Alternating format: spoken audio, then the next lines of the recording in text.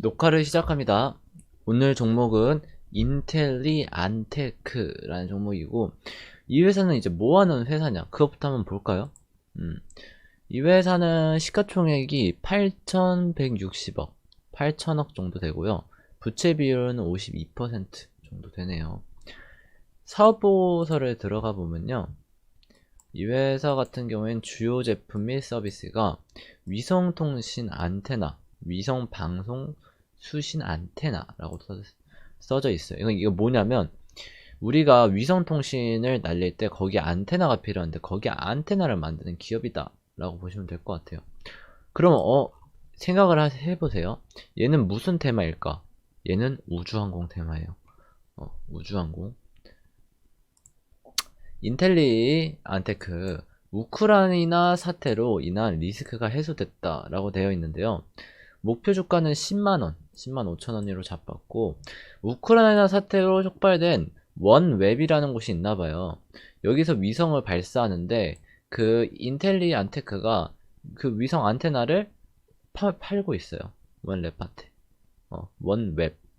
근데 이 원웹이 이제 위성을 많이 날리면 날릴수록 안테나를 많이 쓰기 때문에 실적이 늘어나겠죠. 근데 보면 이 러시아 전쟁 때문에요. 이 문제가 중단됐대요, 모두. 지금 보면. 근데 이게 해소가 됐대요. 어떻게 해소가 됐냐? 어, 원래 원웹은요, 아리안 스페이스라는 곳이랑요, 계약을 해서 총 16번 중, 19번 중에 6번이 남았지만, 지금 이게 불투명해졌대요. 근데 이거를 우리 스페이스 X랑 계약을 하면서요, 리스크가 해소가 됐대요. 스페이스 X라고 하면 테슬라 만든 회사가, 거기서 만든 스페이스 X 위성통신.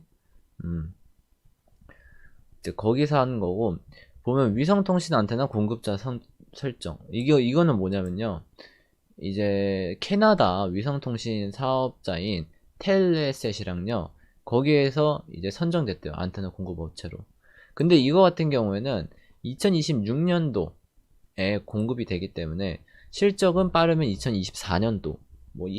빠르면 2024년도지 실제로 2025년도, 6년도 이렇게 되겠죠. 네.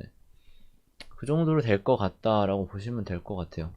그러면 제일 중요한 실적은 어떻냐 라고 봤을 때 이걸로 보면 좀 복잡하니까 여기로 볼게요. 이번 연도 실적은 1300억에 영업이익 22억, 단기순이익 60억. 뭔가 이상하죠. 시가총액 8천억인데 너무 고밸류적이죠. 지금 현재 실적으로는. 이게 좀 기대 가치가 좀 많이 포함되어 있기 때문에 이런 좀 모양을 보여주는 거예요. 그러니까 선반영이라고 하죠. 22년도를 보면 2300억 보면 영업이익이 매출액만 봐도 72% 상승하는 걸 알 수 있어요.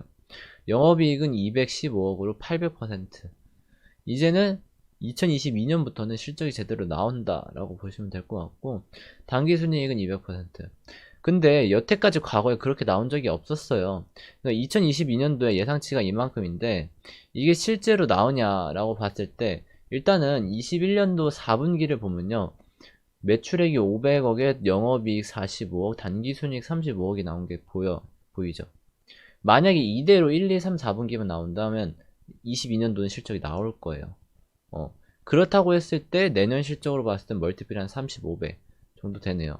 그래도 너무 비싼 건 아닌데 원래 멀티플이 우주항공도 한국항공우주 뭐 그런 애들도 보면 멀티플이 한 35배에서 40배 정도 되는데 거의 그 정도 수준까지 다다른 거예요. 그럼 너무 단기적으로 이제 기업 가치만 보면 너무 많이 올랐다고 볼 수 있는데요. 그럼 일단 차트적으로 한번 볼게요. 차트적으로 봐도 상당히 많이 올랐어요. 코로나 이전 과거 쪽을 보면요. 거의 3만원대에서 놀던 게 지금 9만원까지 3배가 올랐거든요.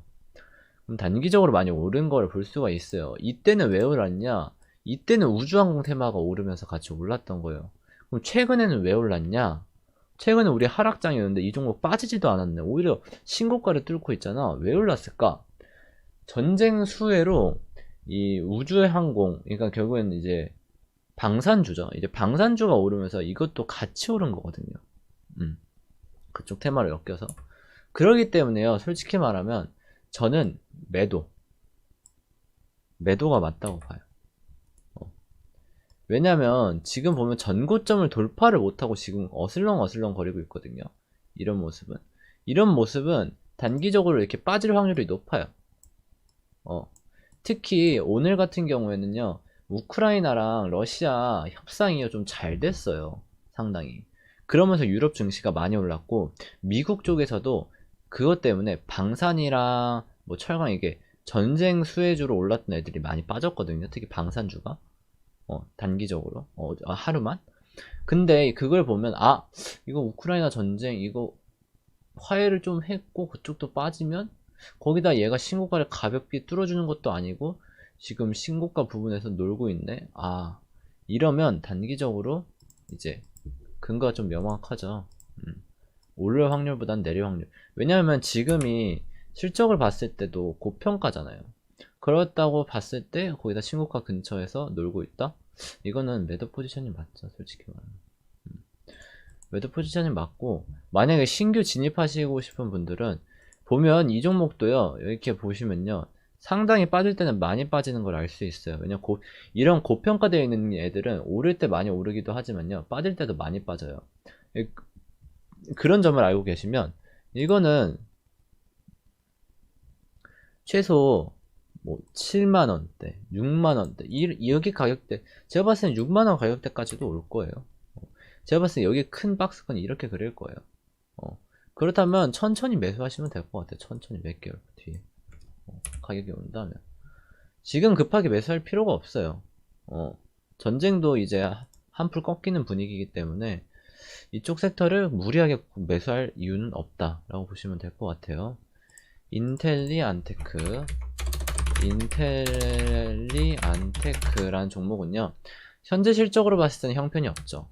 근데 성장성에서는 엄청 뛰어난 모습을 보여주고 있어요. 차트적으로는 현재 매도 포지션을 갖는 게 맞다라고 생각을 하고요. 얘는 지수보다 아주 강했죠. 지수가 빠졌을 때 이제 대부분 얘는 올랐으니까. 그걸 알 수 있는 방법이 빨간색 선이 여기 지수선이에요. 코스피 지수선. 지수선이 전저점 이탈하면서 많이 빠지는데, 이렇게 보니까 그렇게 많이 안 빠지는 거 보여지만 실제로 많이 빠졌어요. 근데 오히려 얘는 되게 신고가를 뚫는 강한 모습을 보이니까요, 강한 종목이고, 보유 중이신 분들이라면 저 같으면 매도가 맞다고 생각합니다. 9만원대에서 매도하는 게 맞고, 신규 매수를 하고 싶다면 제가 봤을 때는 6만원까지도 올 수 있을 것 같아요. 천천히 기다리신다면 6만원 충분히 올 수 있을 것 같으니까 차분히 매수하시면 될 것 같아요. 차분히. 급하지 않고. 그럼 이번 영상은 여기서 마칠게요. 다들 수고하셨습니다. 구독과 좋아요는 다음 종목 제작에 큰 도움이 됩니다. 한 번씩 부탁드립니다.